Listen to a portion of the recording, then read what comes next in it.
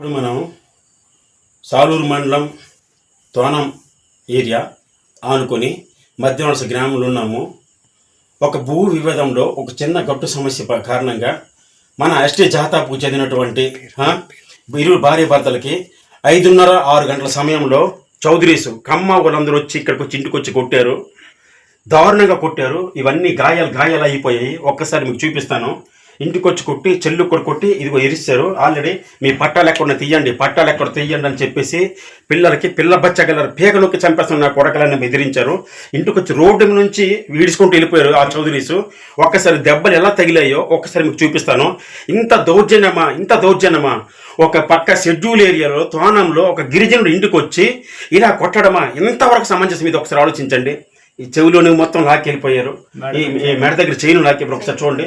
ఇవన్నీ కూడా ఇది అతను ఈ లేకపోతున్నాడు. ఇంతవరకు నూనె రాసిందామే. మీరు ఒక్కసారి పరిశీలించండి. ఇలాగా ఒక్కసారి ఇదిగోండి, చూడండి. ఇదిగో మెడ చూసారు కదా, మెడ దగ్గర అలాగే ఇలా తిరుగు చూసారా? ఇదిగో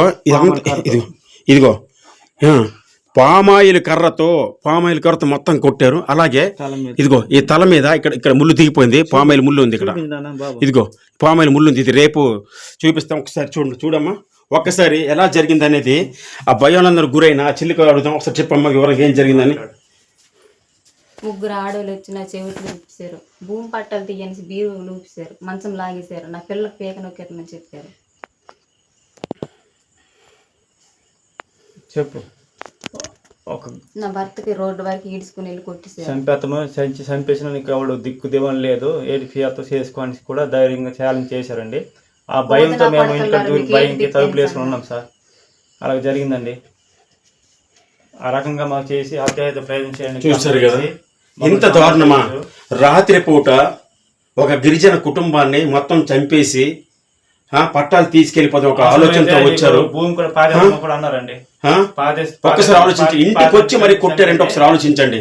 వాళ్ళపైన చట్టరీత్యా చర్య తీసుకొని శిక్ష పడే వరకు మేము వదిలిపెట్టము. గిరిజన సంఘాల తరఫున పోరాడతాము. ఎంత ఇదైనా సరే ఎవ్వరు అడ్డొచ్చినా సరే మేము వదిలిపెట్టము.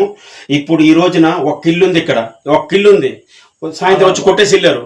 ముందు ఇంకేం జరగొచ్చాము ఒక్కసారి ఆలోచించండి. చిన్నపిల్లల మొక్కలు చూడండి.